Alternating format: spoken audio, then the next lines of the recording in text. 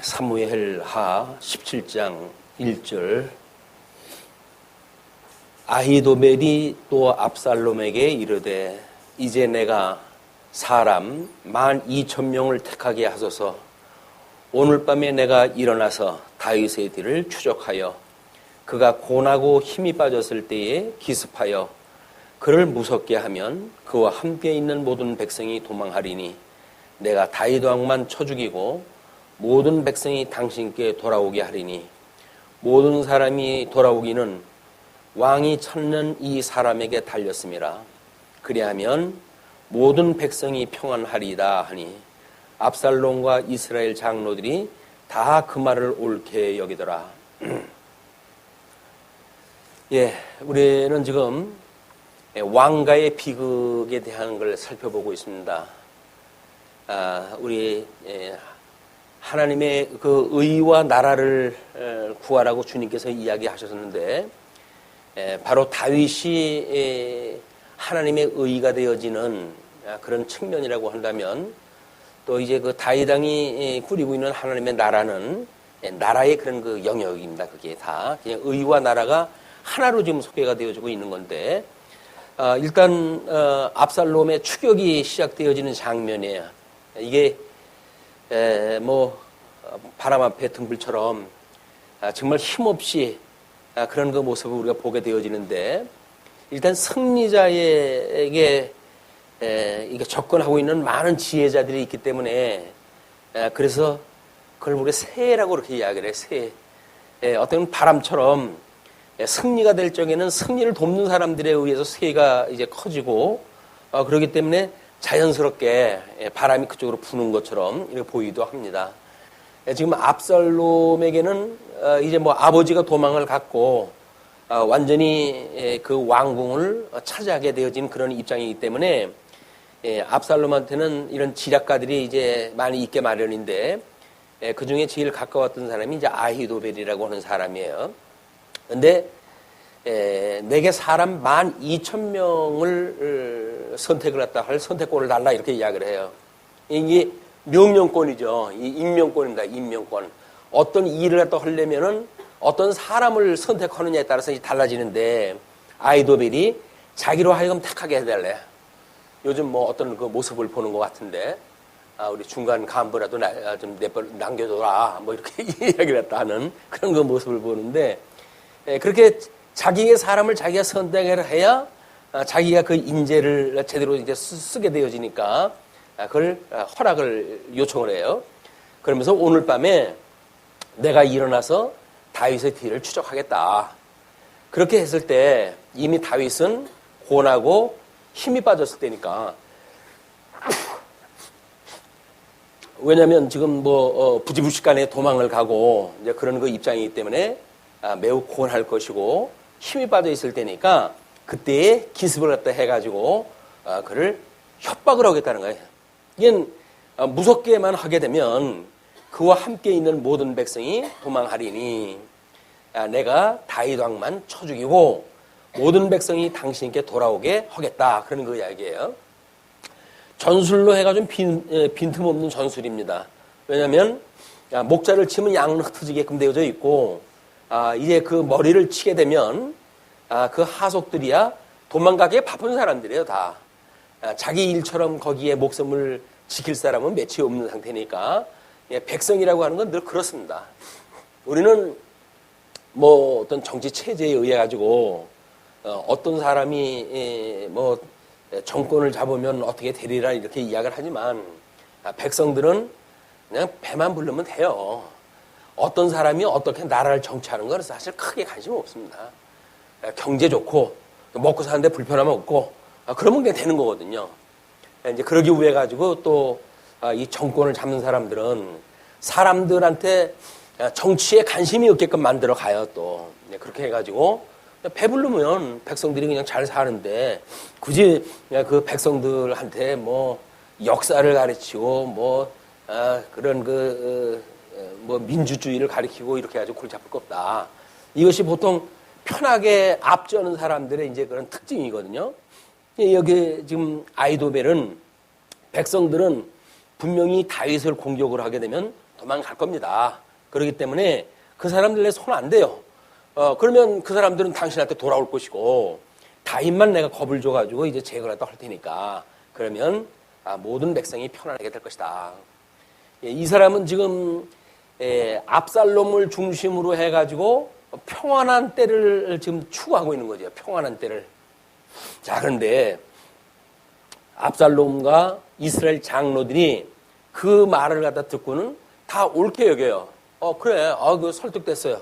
그런데 문제는 5절로부터 14절에 보게 되면 후세의 모략이 또 등장을 해요. 예. 역사는 반복되어지는 것 같지만, 외정 때에, 이제 그 사람들이 당파에 의해 가지고, 보고를 갖다 하는 거예요. 정반대의 보고가 올라오잖아요. 이것이 어쩔 수 없는 그런 전략가들의 그 일이라고 보여집니다. 물론 다 국가를 사랑하고 압살롬을 돕고 이런 데 그 목적이 있어요. 근데 이 방법이 뭐냐면 압살롬이 이르되 아렉 사람 후세도 부르라. 우리가 이제 그의 말도 듣자 하니라. 이는 압살롬이 자기는 이제 그 판정을 갖다 하는 사람이니까 아이도벨의 안건을 이제 들었잖아요. 그러니까는 그 사람하고 다른 입장에 있는 사람은 어떻게 이야기를 할지 그것이 아렉 사람 후세예요. 근데 유감스럽게도 후세가 다윗의 사람이라고 하는 것을 제가 압살롬은 모르는 상태니까 객관적으로 그 이야기를 듣겠다. 근데 이렇게 이야기를 하죠. 이걸 우리가 통치술이라고 그렇게 이야기를 합니다. 통치술. 통치술은 피라미드 조직을 만들어요. 그래가지고 자기 아래 두 사람의 신하를 놓고 그 신하로 하여금 서로 경쟁케 하고 그리고 자기를 돕도록 이렇게 만드는 것이 일반 정치의 통치술이거든요. 그래서 대부분 이게 피라미드 조직으로 되어 있습니다. 일반 그 조직은. 근데 이제 그 압살롬 입장에서는 아이도벨의 그 모략이 더 이상의 방법이 있겠어요. 최선의 방법이라고 이야기가 되고 장로들도 다 수긍을 했고 그러면 그냥 할 만도 한데 압살롬의 그 권위가 내가 네 이야기를 그냥 들을 수는 없지. 이제 그 이야기야 한마디로. 너는 나의 후속인이고 하수인이고 그렇기 때문에 선택은 내가 할 거야. 그 이야기에. 선택을 네가 하는 걸 조건 없이 내가 이걸 받아들이게 되면 네가 나를 우습게 여길 거거든. 그렇기 때문에 너희의 그런 그 조건을 까다롭게 해가지고 내가 수긍하다 했을 때 마음대로 안 되는구나 라고 하는 내가 그 심리를 갖다 너한테 심어줄 거야. 그 이야기예요. 압살롬이 제법 그 머리가 있는 친구예요. 정치적으로. 그래가지고는 그 아렉 사람 후세도 이제 부르라 이렇게 이야기가 됐어요. 그러니까 우리가 이제 그의 말도 듣자 하니라. 후세가 압살롬에게 이름에 압살롬이 그에게 말하여 이르되 아이도벨이 이러이러하게 말하니 우리가 그 말대로 행하랴. 그렇지 아니하거든 너는 말하라 하니. 우리 보통 회의를 했다 할 때 먼저 동의안이 나오잖아요. 그 동의를 보통 이제 우리가 헷갈려 하기를 동자라고 하는 것이 그 앞에 말한 것하고 동의 같은 뜻입니다라고 이야기할 때 같을 동자를 갖다 쓰는 것 같은데 아니라 움직일 동자예요. 이제 먼저 동의합니다라고 하는 건 움직일 동자를 쓰거든요. 그러니까 처음에 안건이 이렇게 움직이게 되어진 시발점이 되어지는 거예요. 그 동의를 갖다 했던 것이 지금 아이도벨의 안건이에요. 그러면 다음에 이제 후세가 하는 이야기는 그 동의안에 대한 다시 다른 그 안이 이제 올라오게 되어지는 겁니다. 후세가 압살롬에게 이르되 이번에는 이 도벨이 베푼 계략이 좋지 아니하니다. 반대를 갖다 해요. 이게 회의에 이제 진면목이 드러나는 거예요. 그것이 저 이야기가 왜 나오지? 이런 이야기를 판단을 잘못하게 되면 물론 우리가 다수에 의해 가지고 결정이 되어지는 거니까. 근데 이미 제의를 갖다 했을 땐 좋은 안건일 수도 있고 아니면 동의안에 대한 반대를 위한 반대안이 될 수가 있어요. 이거를 우리가 분별 못하게 되면 이제 싸움이라고 이렇게 그렇습니다. 그래서 할 수만 있으면 다리 어떤 제의안에 대한 개의안에 의한 이런 것에 의해 가지고 많은 사람의 이야기를 듣자고 이렇게 이야기를 하지만 그것이 평화의 방법은 아니에요. 할 수만 있으면 뭐 가부를 갖다 물어가지고 다수결에 의해서 결정을 한다라고 하는 것도 별반 좋지 않습니다. 아무리 선의적으로 회의를 갖다 했다고 하더라도 자기 의견에 반대를 하게 되면 사람이 감정이 상해요. 그러면 그래? 이게 그러거든요. 그래? 라고 하는 그 이야기는 이런 기회가 또 있을 거야. 그때는 내가 너를 한번 이제 딴지를 걸지. 그런 이미 마음에 그런 걸 품게 되거든요. 그러니까 할 수만 있으면 그렇게 됐을 때 충분히 의견을 듣고 그래가지고 하나의 안건으로 몰아가는 것이 좋습니다. 하나의 안건으로. 설사 개의안이 있다고 하더라도 그걸 따로 어떤 개표에 의해서 하는 것이 아니라 그 공통점이 있잖아요. 이 안에 대한 공통점이 있으면 그 공통점에 의해 가지고 서로가 설득을 했다 해가지고 하나의 안으로 되어지게 되면 그러면 그 다음에 그 표 때문에 표심이 나눠지질 않아요. 표심이 나눠진다는 이야기는 갈등이 그대로 드러나는 겁니다. 요즘 한국 사회에서 툭하면 이제 그 조사를 갖다 해가지고 49대 50이라네요. 더 크게도 차이 안 납니다. 그냥 49대 51이에요. 그러니까 한국 사람의 그 민심이 절반으로 나뉘었다고 이렇게 이야기를 하는데 나뉜 게 그냥 나뉜 게 아니에요. 나뉘었다고 주장하는 사람들에 의해서 나뉜 거예요, 결국은. 그래서 이런 그 민심이 나뉘어진 것이 어떻게 보자면 과도기적인 민주주의의 발전을 위해서 필요하니까 하나님께서 그런 일을 주셨는지도 몰라요. 그렇지만 그걸로 인해 가지고 어떤 또 대가를 치를지도 모릅니다.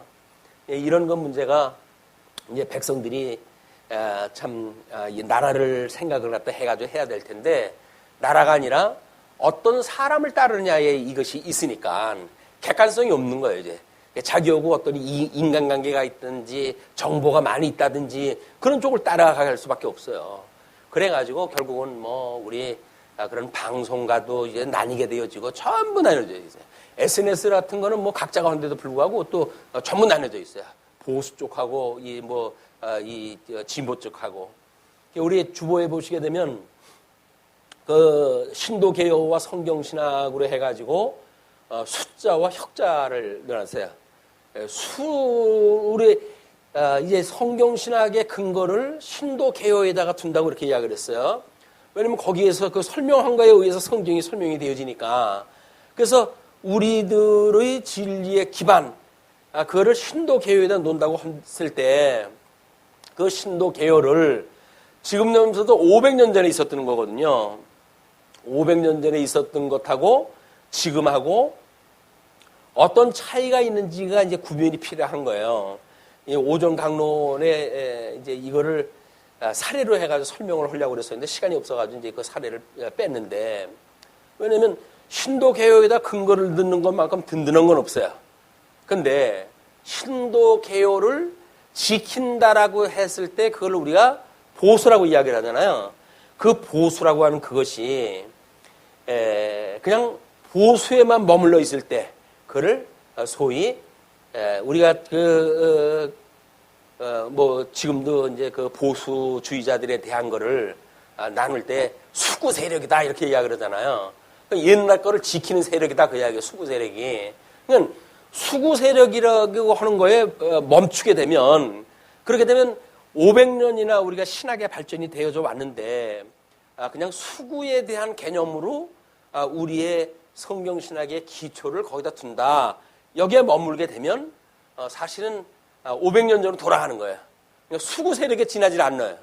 그럼 여기에 우리 개혁을 지향하는 그런 그 이제 주의니까 그러면 그 숫자와 개혁이라고는 이 혁자와 어떻게 조화할 것인가에 대한 문제예요. 그것이 성경신학의 진보에 따른 그런 그 근거가 제시가 돼야 됩니다. 왜냐하면 신도개혁을 중심으로 했을 때 이제 그 종교개혁 당시에는 성경신학의 개념이 창세기서부터 요한계시록까지 일목요연한 그러니까 통일성이 있는 아니면 그렇게 한 가지 축을 가지고 설명이 되지는 않았던 때거든요. 그냥 성경 낙권에 있는 그에 유사한 사건의 성경 구조를 조합을 갖다 해가지고 근거를 제시했어요. 그렇기 때문에 구조적이거나 또는 통일적이거나 이것이 그렇게 연결이 되어져 있지 않은 근거였단 말이에요. 한마디로 우리가 그걸 대전제라고 이렇게 이야기를 하는데 신학의 대전제다.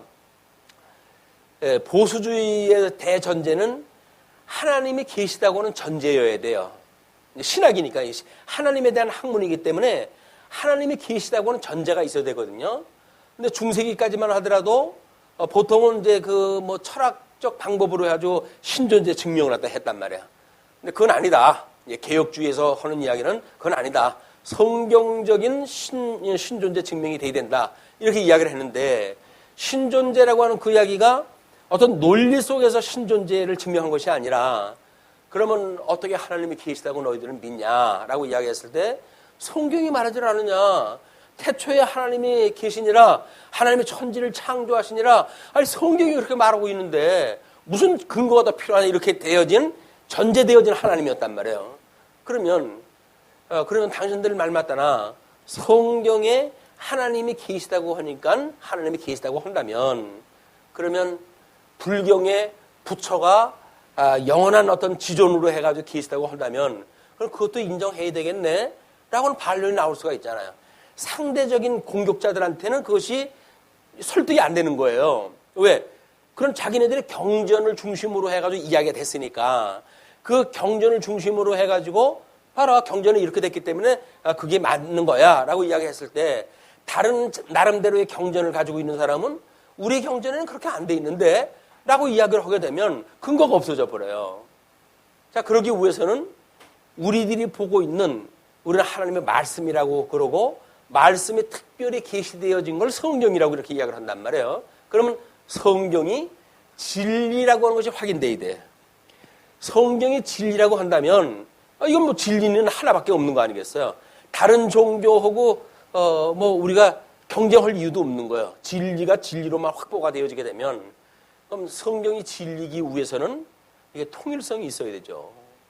통일성이 있어야 되고 일관된 논리에 의해 가지고 삼위일체 하나님에 대한 것이 충분히 계시가 되어졌다고 우리가 설득이 돼야 된단 말이에요. 성도들 스스로도 그게 설득이 돼야 돼요. 그래서 성경이 진리가 맞네 라고 했을 때 우리는 그런 신학의 기반을 갖다 다져나갈 수가 있는 거기 때문에 우리가 뭐 보통 그냥 전도만 듣고 예수는 그리스도시고 살아계신 하나님의 아들입니다 라고는 십자가의 도만 가지고도 구원을 받는데 문제가 없다고 이야기를 했어요. 그럼 그것만 가지고도 구원을 받는데 그렇다고 한다면 진리가 뭐 필요 있습니까? 라고 하는 이제 이견이 나올 때 그렇게 했을 때는 그거를 성경이 그렇다고 하는 걸 증명이 되어져야 그 계시의 기반을 갖다 해가지고 우리가 근거가 있는 신앙생활도 할 텐데 그것이 없다고 한다면 그냥 들은 얘기 가지고 믿는 거란 말이에요. 그럼 들은 이야기 가지고 그것이 구원을 과연 이룰 수가 있는가에 대한 문제는 여전히 숙제로 남게 되어져요. 이게. 그래서 전제가 하나님이 계시다라고 하는 전제, 하나님이 계시하셨다고 하는 전제. 그럼 하나님이 계시했다고 한다면 하나님이 우리로 하여금 깨닫게 해가지고 그런 삶을 살게 하신다고 하는 어떤 주권적 섭리라도 하시는 분을 우리가 인식이 돼야 되는데 그것이 우리 주보에서는 태제라고 이렇게 나왔어요. 인식론, 존재론, 이제 뭐 계시론으로 해가지고 이게 세 가지의 그 주제에 의해 가지고 되어지는 게 성경대로 믿고 성경대로 알고 성경대로 알고 성경대로 믿고 성경대로 살자라고 하는 그 이야기는 우리 인식론이 일단 해결이 돼야 되고 존재론이 해석이 돼야 되고 가치론이 해석이 돼야 된단 말이에요. 그래서 이 성도들의 삶에 대한 문제가 나오고 세계관이 나오기 때문에 그러면 그건 신존재가 필요해요. 근데 신존재라고 하는 그 존재에 대한 거는 인식론이 아니면 또 존재론을 알 수가 없잖아요. 세 가지가 우리 교회에서 이제 성경대로 알고 성경대로 믿고 성경대로 살자라고 하는 표입니다. 표.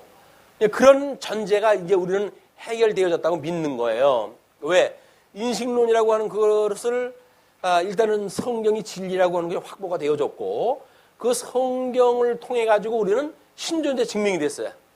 그래서 성부 하나님은 구약 성경을 통해 가지고 그의 뭐 사역과 존재와 뭐 속성과 그다음에 그분의 존재에 대한 것이 우리가 충분히 확보가 됐어요. 그래서 사도신경을 통해 가지고 우리 천지를 만드신 하나님 아버지를 내가 믿사오며 라고 하는 의미를 지고도 하나님의 사역과 속성과 이 존재라고 하는 그런 차원에서 이미 우리는 고백을 하는 거란 말이에요. 그냥 하나님이 살아계셔 라고 하는 단발마적인 우리 사도신경에서 이야기했던 그런 그 어떤 단순한 논술을 가지고는 안 되는 거예요, 이게. 천지를 지으시는 하나님을 내가 믿는다고 이야기를 했는데 천지를 지으시는 하나님을 어느 정도로 내가 믿는가? 그것이 그분이 삼위일체 하나님을 믿어? 그럼 삼위일체 하나님은 어떤 그 분이야? 라고 하는 걸 우리가 알아야 돼요. 그래야 하나님이 살아계신 걸 믿고 그 성부 하나님이 천지를 지으셨고 뿐만 아니라 지으시는 하나님 그 나라를 세계를 하나님이 섭리하신다고 하는 걸 믿는단 말이에요. 그런 성부 하나님을 믿고 그분이 보냈던 메시아 성자 하나님에 대한 걸 우리가 우리 예수 그리스도를 믿사오니 이는 성령으로 잉태하사 동정녀 마리아에게 나시고 본디오 빌라도에게 고난을 받으시고 십자가에 못 박아 죽으시고 사흘 만에 부활하사 그 다음에 이 사망 세계를 이거 부활을 갖다 했다고 하는 것까지야 예수 그리스도 지상사역이란 말이에요. 그걸 우리는 복음서를 통해 가지고 확인됐잖아요. 예수님의 지상사역에 대한 걸 복음서를 가지고 통일을 갖다 했어요. 그러므로 성자 하나님의 지상사역과 그분이 부활하시고 승천하사 하나님 보좌 우편에 앉아 계시다가 산자와 죽은 자를 심판으로 오시리라 라고 해서 천상사역에 대한 걸 우리가 신앙 고백을 해요. 그러니까 예수 그리스도에 대한 거는 신약성경 전체를 통해 가지고 신앙 고백을 다 하는 거예요. 그렇게 했을 때 이분이 하나님 보좌 우편에 계셔가지고 직접 우리를 심판하실 분으로 오시는구나. 그러면 이걸 믿는다고 한다면 내가 예수님을 믿고 그 다음에 구원받았는지에 대한 걸 어떻게 할 수가 있지, 알 수가 있지? 라고 했을 때 성령 하나님을 믿사오며 그리고 공교회와 성도의 교제와 그 다음에 우리가 이 죄를 사해 주시는 것과 몸이 다시 사는 것과 그리고 영생을 얻는 걸 믿습니다라고 고백을 한단 말이에요. 성령 사역에 대한 걸 고백을 하는 거거든요. 이게 주님의 몸이 이루어지는 것에 서신서의 내용들을 우리가 믿는다는 말이에요. 이거는 구약성경과 복음서와 그 다음에 우리 서신서, 구약성경에서는 역사서와 그 다음에 시가서와 선지서를 통해 가지고 사역과 속성과 존재를 우리가 알았는데 복음서에 와가지고는 예수 그리스도에 대한 지상사역을 또 서신서를 통해 가지고는 예수 그리스도의 천상사역과 성령의 사역을 갖다 우리가 다 성경을 통해 확인된 거예요. 그걸 알았을 때 비로소 우리는 성경대로 안다고 하면 가능해지는 거죠. 이제 성경대로 알고 그래서 삼위일체 하나님을 믿는 거예요. 우리가 그것이 성령 하나님을 믿는 것이다. 그렇게 되는데 그러면 옛날처럼 이렇게 성경 구절을 한 구절 한 구절 이렇게 연관되어진 거를 가지고 설명했던 우리의 신도 개요 및 대소요리 문답에 근거를 둔다고 했을 때 이제 그러면 500년 전으로 우리가 돌아가는 거예요. 그런데 본질을 지키기 위해서는 보수를 갖다 하기 위해서는 그대로 돌아가야 돼요. 본질. 오직 성경의 권위를 둬가지고 인본주의와 대적했던 그건 종교개혁자들의 정신을 우리가 돌아가는 것이 맞다. 그런데 성경신학이 진전적으로 발전을 하다 해가면 전제되어져 있던 일들은 전제가 아니라 확인되어진 걸로 우리한테 떨어져야 돼요. 그것이 신존재 증명, 그 다음에 인식론에 대한 성경관에 의한 인식론, 그리고 우리 그 가치관에 의해 가지고 세계관 및 성도들의 삶에 대한 가치관까지 성경 더 확보되어졌단 말이에요. 그것이 성경대로 우리가 알고 성경대로 믿고 성경대로 살자라고 하는 표에 지향하는 반대 그에 의해서 확인되어진 거라고 한다면 우리는 진리성이 확보되어 성경을 통해서 성경은 유일한 진리체제다라고 하는 걸 이제 확보가 되어졌고 진리체계에 의해서 우리는 삼위일체 하나님의 존재가 확인됐어요. 그렇다고 한다면 이제 그 삼위일체 하나님의 사역에 의해 가지고 우리 하나님의 성부 하나님의 영원무한 예정과 성자 하나님의 우리들에 대한 구속의 사역과 성령 하나님의 인치심과 이거에 의해서 삼위일체 하나님에 대한 우리의 믿음으로 해가지고 구원에 이르는 모든 일반에 대한 설명이 되어진단 말이에요. 그러니까 그냥 종교 개혁 당시에 돌아간 걸로 해가지고는 우리가 이게 수구에 머물 수 있는 건데 성경 신학의 진전적 발전에 의해 가지고 끊이면 그거를 더 개혁시켜 나가는 이것이 이루어진 것이 통섭 성경 개론의 기초예요. 얘는 기본 원리는 초심으로 해가지고 종교 개혁 때 그 정신으로 돌아갔죠. 그러나 그 내용을 보건대 500년의 수많은 하나님의 은혜의 섭리에 의해 가지고 성경 신학이 진전적으로 발전했다 해왔다. 그 진전적으로 발전했다 해왔던 핵심 내용이 우리 종교 개혁자들은 전제로 믿었던 내용인데 이젠 전제가 아니라 확신되어진 성경 신학적으로 우리가 증명되어진 그런 걸로 우리가 교회 신학의 근거를 더 확장해 나가는 이런 것이 지금 이 말씀 운동의 기초가 되어지는 거예요. 이제 그런 걸로 봤을 때 우리 아침에 그 논리에 의할 것 같으면 유전이니까 장로들의 유전, 그를 사실은 우리 성경 신학을 믿을 때 우리 주보의 앞쪽에 보시게 되면 우리 이제 안수를 갖다 해야 될 교회 직원들을 갖다 이제 선출할 때 문의를 갖다 했던 거예요. 그것이 뭐냐면 신구약 성경에 교훈한 도리를 총괄한 것으로 알고 뭐가 신도 개요 및 대소요리 문답 그 내용이 신구약 성경에 교훈한 도리를 총괄한 걸로 믿는 거예요. 그러니까 성경의 내용과 동일하다고 하는 의미로 우리가 그걸 이제 받아들이는 거란 말이에요. 그런데 거기서 성실한 마음으로 받아 신종하느냐 이렇게 이야기를 했잖아요. 신종이라는 이야기는 믿고 따르겠느냐 그 이야기예요.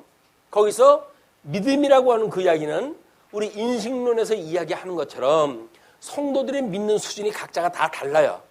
근데 그건 뭐예요? 그러면 신종하느냐라고 했을 때 과거에는 이걸 명제로 이야기했다 해가지고 이제 뭐 나중에 정치 문제도 나오고 이렇게 이야기를 하니까 이러는 겁니다, 이러는 겁니다, 이러는 겁니다 이게 쭉 나와요. 그러면 그거를 그대로 우리가 그렇게 해야 되는 거예요? 라고 하게 되면 그게 뭐예요? 율법 조항을 그대로 믿었던 유대인들하고 다를 게 없죠. 그걸 우리가 신율법주의라고 그런단 말이에요. 성경에서 이러라고 했으니까 내가 이럽니다 라고 하는 그 이야기는 우리가 스스로 그 말씀에 순종한다는 이야기 아닙니까? 근데 그것이 아니라 성경에서 이러라 라고 하는 그런 그 명령은 하나님께서 이렇게 새 계명을 주셨으므로 천상에서 그걸 이루시는 주님께서 이렇게 하라라고 하셨으므로 우리는 그 말씀을 따라가지고 이렇게 살게 되어지는 겁니다 라고 하는 열매로 그걸 제시가 되어지는 거예요.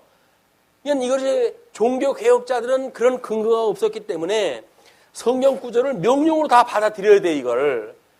그걸 이제 염려한 분들은 뭐 인본주의적인 거다, 뭐 그래서 칼빈주의로 시작을 했다, 알미니안주의로 간다, 생명으로 시작했다, 사망으로 간다 이런 소리를 가지고 이제 음해를 갖다 하고 그러거든요. 근데 유감스럽게도 우리들이 보고 있는 논리를 그분들은 보지를 못한 거예요. 그러니까 자유의지 문제만 어떻게 해결을 갖다 해가지고 그래가지고 이건 하나님이 하시는 일이 아니라 인간이 하는 일이 아니라 하나님이 하시는 일이다 라고 하는 걸 말하고 싶은 거예요. 왜? 자유의지가 우리가 없으니까. 그런데 성경에서는 진리를 알지니 진리가 널 자유롭게 한다 그러지 않았어요? 그러면 우리한테 주어진 그런 그 자유는 의지 문제예요. 예수 그리스도를 우리가 믿기 전에 에덴 동산에 내쫓겼을 적에는 이미 사단의 종이 됐어요. 그러니까 죽었어요, 우리 영혼은. 그냥 자유의지가 없어요. 그건 맞아요. 그런데 예수 그리스도로 말미암아 우리가 구원을 받았다라고 하는 그 이야기는 뭡니까? 우리가 자유를 얻었다 그 이야기예요. 사망의 종로로 타던 우리들이 거기서 자유를 얻었다 그 이야기는 종로로 타던 거로부터 예수 그리스도의 사람이 되어졌다 그 이야기거든요. 그것이 자원하고 기뻐하는 마음으로 자유의지, 회복되어진 자유의지를 가지고 예수님을 믿는 일이란 말이에요, 그게. 이것이 잘못되어지게 되면 예수님을 믿는 때에도 여전히 나는 없고 그냥 성령님께서 주권적으로, 하나님이 주권적으로 섭리를 갖다 해 가시는데 나하고는 단절되어진 그런 섭리를 이해를 하게 되거든요. 그렇지가 않다. 유기성이 이제 결여가 되어지는 거예요. 예수 그리스도 우리가 안에 있는데 한 몸이 되어졌다고 그러면서 주님은 뭘 갖다 하는데 우리는 아무것도 안 하는 것처럼 보이는 말도 못하는 이런 로봇의 신앙생활을 만들어 간다. 그렇지는 않습니다. 우리들은 자유의지가 있어요. 하나님께 그 자유를 다시 회복시켜 주셨어요. 그 이야기는 스스로 자원한 마음으로 우리 하나님을 경외하도록 하나님께 성령이 하신단 말이에요. 그것이 예수 그리스도의 생명을 가진 자들의 특권이에요. 그렇게 해야 우리가 이 가치론이 이제 설명이 되어지는 거예요. 성도들의 윤리 문제가 해결이 되어진다고요. 그게 아니게 되면 그냥 여전히 하나님이 하게 하시는 거야 라고 하는 걸로 해가지고 성도들은 아무것도 안 하려고 그래요. 근데 하나님이 하게 하시면 하는 거지. 아니 하나님이 하게 하시는데 지가 안 한다고 되는 겁니까? 이게 안 되는 거란 말이야. 그냥 이거 모순이에요. 자기 논리의 모순. 하나님께서 우리들로 하여금 하게 하신다고 했을 적에는, 자유롭게 하신다고 했을 적에는 사단의 종처럼 하나님 앞에 원수되어졌던 관계 속에 살아가는 성도가 아니라 이제는 하나님의 아들로서 예수 그리스도의 신부로서 정말 기쁘고 즐거운 마음으로 참석이 되어지는 거다. 그것이 우리 대소요리 문답에서 제1문으로 제급된 거 아니에요. 인생의 제일 근본된 목적이 무엇이뇨? 뭡니까? 하나님을 지으신 그 목적이 하나님으로 즐거워하는 거 아니에요? 그분만으로 우리가 이 경외하는 거 아니에요? 그런데 그걸 빼버리고 무슨 경외가 나옵니까? 성도들이 무슨 신앙생활이 있겠어요?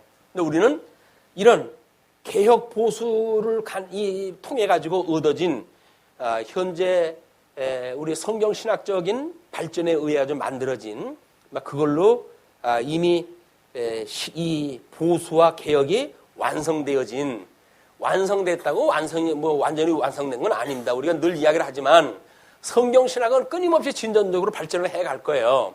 그러나 현재 시점에서 보게 되면 최선의 방법을 하나님께 우리한테 주셨다고 보는 겁니다.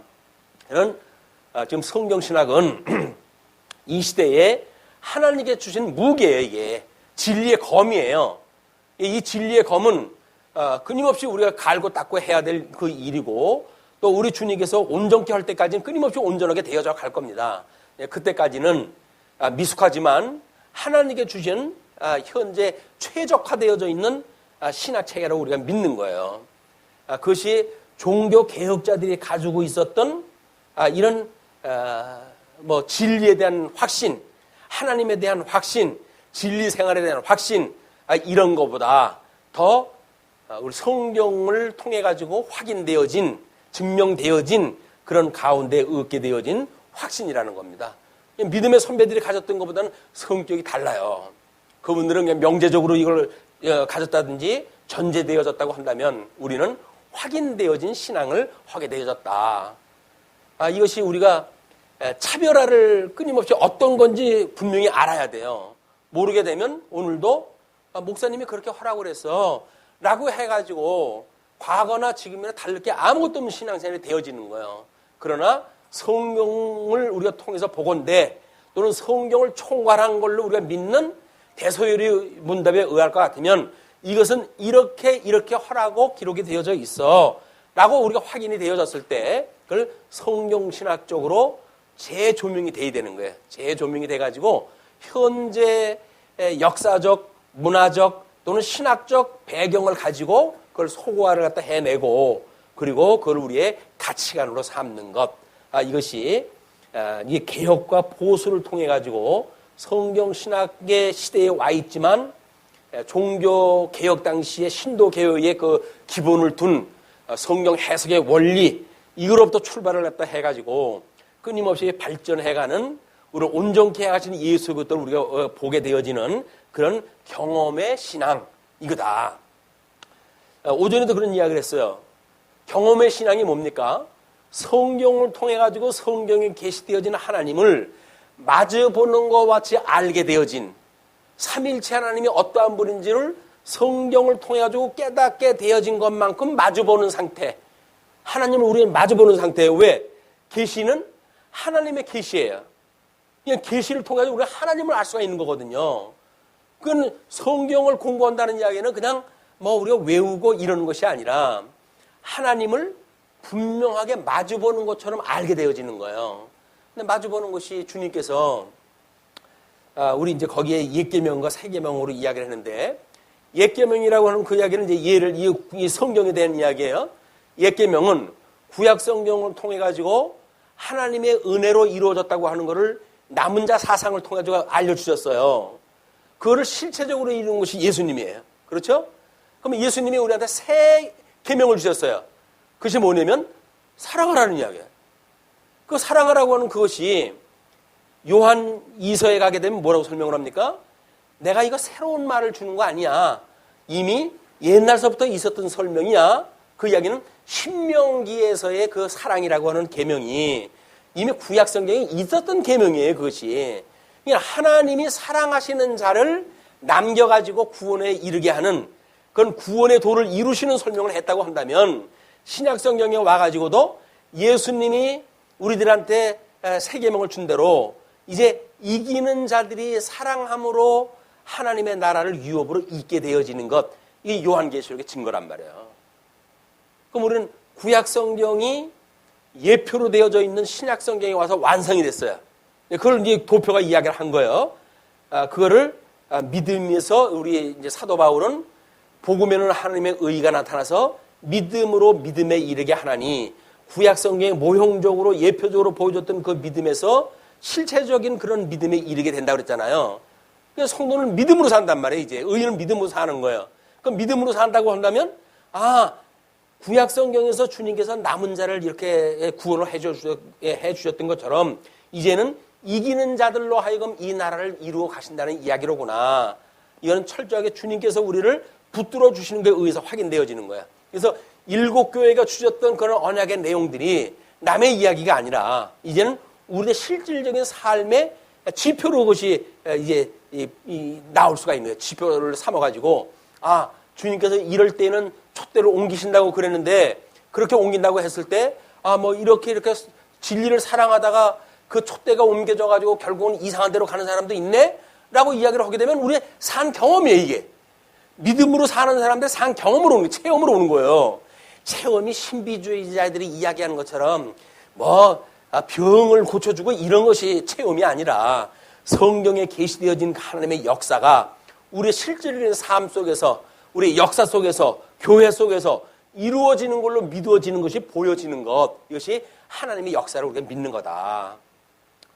그렇게 됐을 때 우리는 이제 성경신학으로 인한 개혁의 완성도가 좀 더 높아지는 이런 우리 믿음의 선배들의 같은 선상에 있는 거예요. 1500년 16세기에 종교개혁이 있을 때나 선상은 같은 선상이에요.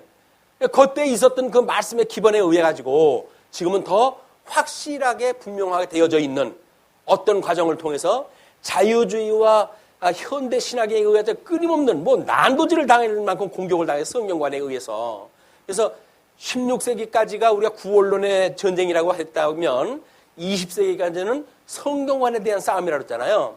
그 성경관에 대한 싸움이 결국은 성경신학의 토양을 놓는 이것이 하나님의 훈련 기간이었던 거예요.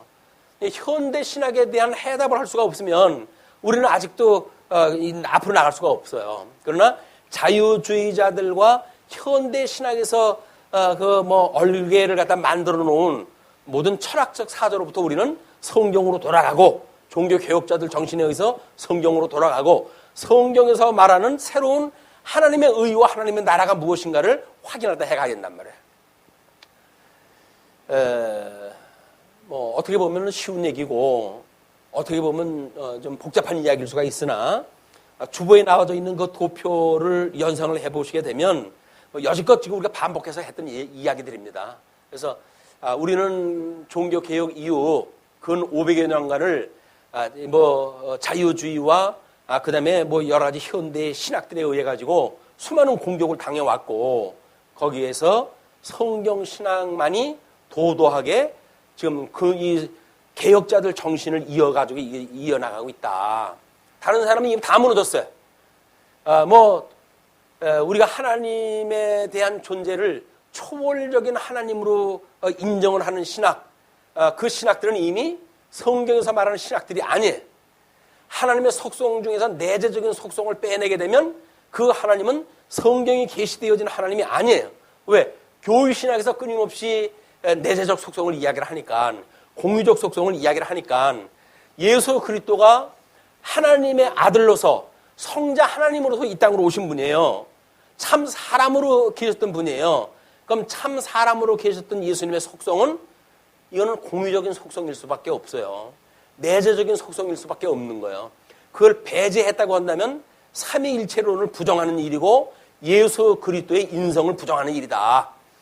이런 그 일들을 우리가 심도 깊게 신학적으로 접근하다 하지 않으면 언제 잡혀먹을지 모릅니다.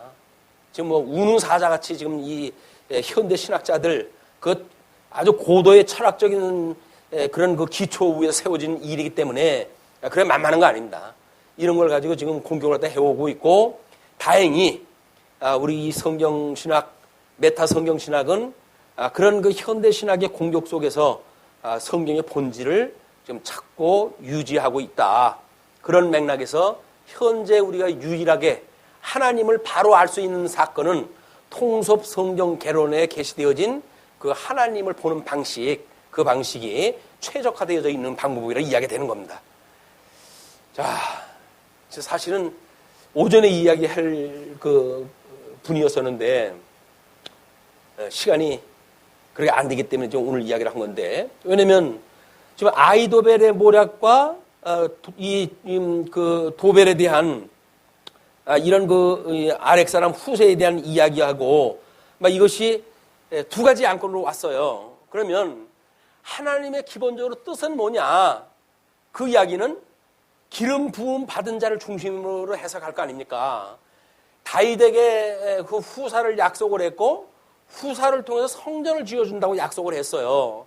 그러면 다윗은 여기서 망하면 안 됩니다. 그리고 다윗의 그 아들 솔로몬에 의해서 성전이 지어져야 돼요. 그 성전은 하나님의 이름을 두신 겁니다.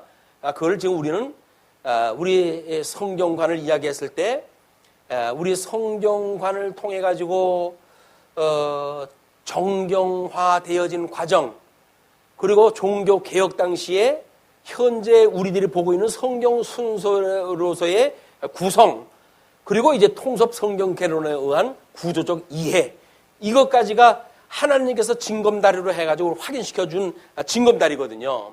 그러니까 마찬가지로 구약 성경에서도 하나님의 성전을 중심으로 해가지고 역사를 하나님께서 해가실 거예요. 그래서 지금은 성전 창건되어질 때까지는 지금 우리 이 사무엘 상하는 창건에 대한 역사니까 그 이야기가 진행이 되어지고, 그런 뒤에 이제 뭐 우리 열왕기나 이제 역대기에 가서는 분국의 역사 또는 이제 그 유수의 역사 이런 걸 중심으로 해가지고 예표적으로 예수님이 고난사, 그다음에 십자가의 죽으심의 사건, 이런 거를 지금 이야기해 나갈 겁니다. 왜? 성전의 역사니까. 일반 역사는 그게 안 보여요. 그러니까 성전의 역사로 축소를 시켜버리게 되면 성전은 예수님의 하나님이에요. 하나님의 이름을 두신 거예요. 그냥 그것이 만들어졌느냐? 그런데 분국 때문에 그런 나라는 다 차지를 못하고 그냥 그 성전 위주로만 나라가 유지하고 있느냐? 그런데 불순종으로 인해 가지고 성전까지 불타가지고 다 없어지느냐? 그래가지고 다시 회복을 돌아왔을 때 그 누추하지만 성전이 다시 회복되어지느냐? 이걸 통해 가지고 구약 역사가 한 줄로 보이는 거예요, 우리한테는. 그것처럼 성경의 역사도 마찬가지다. 그런 맥락으로 봤을 때 지금 아이도벨의 그런 그 모략과 그다음에 후세의 그 모략을 듣는 그런 그 일들은 어떤 걸 관점으로 바꿔야 되는 문제예요. 근데 아이도벨은 지금 압살롬에 의해 가지고 제거시킨다고 하는 걸로 접근이 되어진 거고, 여기서 이 아렉 사람 후세는 누구예요? 다윗의 첩자로서 다윗을 살리려고 하는 입장에서 일이 진행되는 거 아닙니까? 그럼 하나님께서 누구의 말씀을 들어주실까? 뭐 답이 나와져 있는 거 아니에요. 이거는 아무리 봐도 말 같지 않은 후세의 말인데도 불구하고 그것이 통과할 수밖에 없어요. 자, 그런 눈을 가지고 이제 보시면, 후세가 압살롬에게 이름에 압살롬이 그에게 말하여 이르되 아이도벨이 이러이러하게 말하니 우리가 그 말대로 행하랴. 그렇지 않냐거든 너는 말하라 하니, 후세가 압살롬에게 이르되 이번에는 아이도벨이 베푼 계략이 좋지 아니하니이다 하고, 먼저까지는 좋았어요. 그리고 지혜자처럼 그래 해왔어요. 그러나 이번 거는 그렇지 않다. 그렇게 해야 이제 자기 주장을 할 수가 있으니까. 또 후세가 말하되 왕도 아시거니와 왕의 아버지와 그의 추종자들은 용사라. 그들은 들에 있는 곰이 새끼를 빼앗긴 것 같이 격분하였고 왕에 붙이는 전쟁에 익숙한 사람인즉 백성과 함께 자지 아니하고 지금 그가 어느 굴에나 어느 곳에 숨어 있으리니 혹 무리 중에 몇이 먼저 엎드러지면 그 소문을 듣는 자가 말하기를 압살롬을 따르는 자 가운데에서 패함을 당하였다 할지라. 소문을 듣고 당신도 당신의 아버지에 대해서 잘 알지 않느냐. 그 사울의 그 공격에서 수많은 공격에서도 목숨을 부지했던 전사다. 그런데 아히도벨 지가 가가지고 제거시킨다고 말도 안 되는 소리야. 자, 과거적인 근거를 갖다 제시해가지고 이렇게 이야기를 했어요. 그러니까 비록 그가 사자 같은 마음을 가진 용사의 아들일지라도 낙심하리니 어느 그 굴에 숨어 있을 것이다 이렇게 이야기를 하면서 압살롬을 따르는 자 가운데에서 패함을 당하였다 할지라. 며칠 따라가다 이제 죽었다 이제 이런 소문이 들게 되면 비록 그가 사자 같은 마음을 가진 용사의 아들일지라도 낙심하리니 이는 이스라엘 무리가 왕의 아버지는 영웅이요 그의 추종자들은 용사인 줄 알미니라. 이미 전쟁에 나가서 그들을 인솔한다고 하더라도 그들의 선입견에는 다윗 왕 중의 왕 이미 쇠뇌가 된 사람들이다. 나는 이렇게 계략을 세웠나이다. 온 이스라엘을 담부터 부엘세바까지 이 바닷가의 많은 모래같이 당신께로 모으고 친히 전장에 나가시고 우리가 그 만날 만한 곳에서 그를 기습하기를 이슬이 땅에 내림같이 우리가 그의 위에 덮여 그와 그 함께 있는 모든 사람을 하나도 남겨두지 아니할 것이요. 또 만일 그가 어느 성에 들었으면 온 이스라엘이 밧줄을 가져다가 그 성을 강으로 끌어들여서 그곳에 작은 돌 하나도 보이지 아니하게 할 것이니이다 하며 지략전을 쓰는 거예요. 이제 지연전을 갖다 써가지고 방법은 뭐 틀림없는 방법이에요.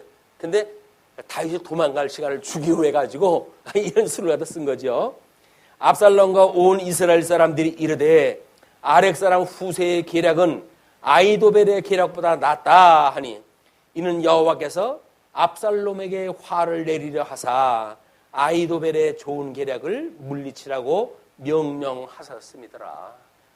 하나님의 뜻을 따라가지고 보나마난 게임이 된 거예요. 이제 이게 그래가지고 15절서부터 20절 보시게 되면 후세가 다윗에게 밀사를 파견합니다.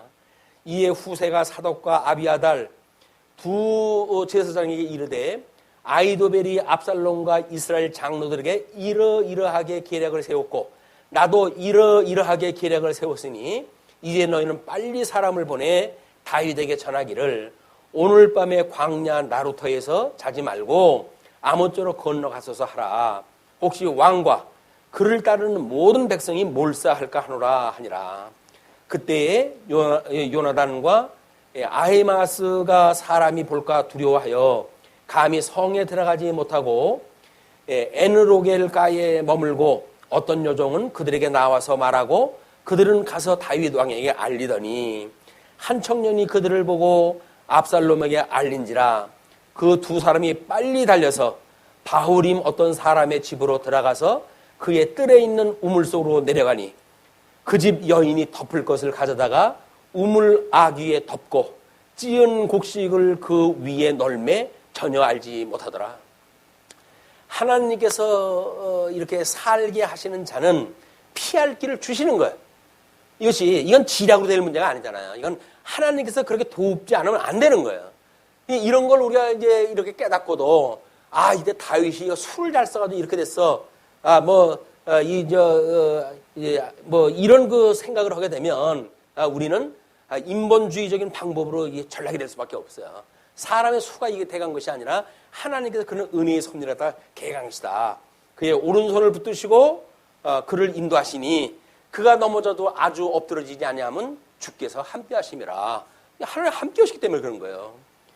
자, 이제 압살롬의 종들이 그 집에 와서 여인에게 묻되 아히마스와 요나단이 어디 있느냐 하니 여인이 그들에게 이르되 그들이 시내를 건너가더라 하니 그들이 찾아도 만나지 못하고 예루살렘으로 돌아가니라.